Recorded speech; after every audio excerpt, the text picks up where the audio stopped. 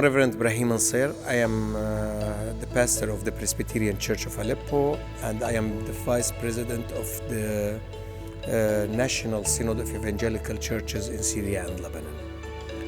So from on February 6 at 4.17, the earthquake hit the city of Aleppo, and everybody was going out to see how can the people deal with the earthquake because it was our first experience. With my family, I have left my apartment to be in the street, seeing a type of chaotic situation there. Children were shouting, women were crying, and the men were not able to take decision what can be done.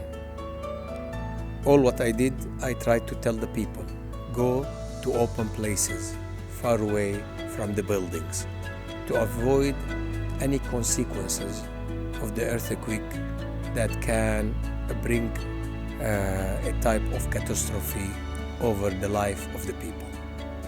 I had to take a decision as a pastor of the Presbyterian Church, and that was to make our building in Aleppo College for Boys a shelter for all of the people who had no place to stay in. In the first day, we received 633 people. We provided for them food, we provided water, we provided electricity, we provided heating because it was cold. We provided mattresses, we provided blankets for them, and they stayed in this shelter for more than 10 days. However, the number was increasing every day. The second day we had almost 697 individuals, and the number was changing sometimes. And all what the church was doing is, with the support of all our partners, is to support the survival of those who came to our shelters. In fact, we didn't stop in taking care of our shelters only. We decided to interfere in the public shelters to support our local authorities, who opened many schools as shelters for the people who were displaced from their homes because of the earthquake. So we started to provide almost per day 2,000 sandwiches with vegetables, sometimes apples, sometimes bananas, it depends, and try to decrease the best we can the suffering of the people. We visited other shelters, providing them food baskets, hygiene baskets, again, blankets, mattresses. It depends about the need of these shelters. The second phase of our response, which is Mediterranean response, it has to do with other churches too. We anointed a committee who made a survey to the apartments and the shops that belongs to the people of the church to see what is the damage in these apartments, and then to prepare BOQ to see what is the price of renovating these apartments if they were acceptable to live in, if they have no any type of danger over the people who are in. For the people who are not able to go to their apartments because of danger of collapse, we tried to help in different way. We tried to rent some apartments and to provide them very safe apartments, at least for 6 months or 1 year. Nowadays, for this third phase of our response to the earthquake is to deal with the traumas.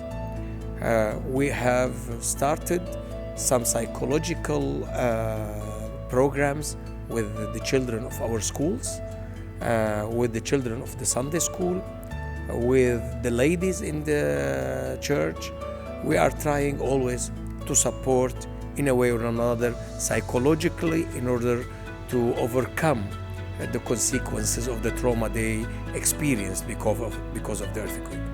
With all of that, we were open as a clinic center too, because we have a clinic center, and it was for free for everybody who is damaged because of the earthquake.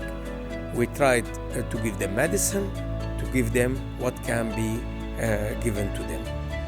At the end, and finally, all what we did cannot be considered something great, but I can assure you, we did it with great love.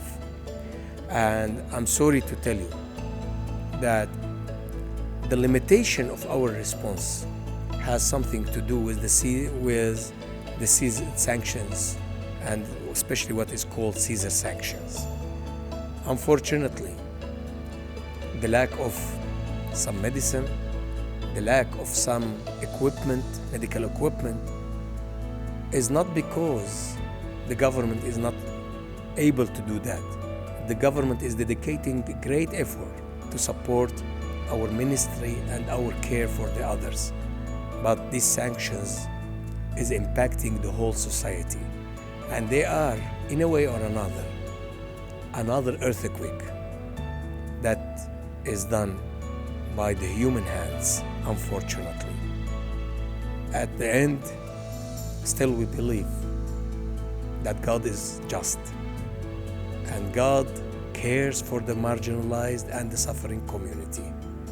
And let me tell you very clearly, with the whole world, if they are against us, we will overcome all the suffering, because Jesus Christ, who is with us, is defending us and bringing transformation into our lives.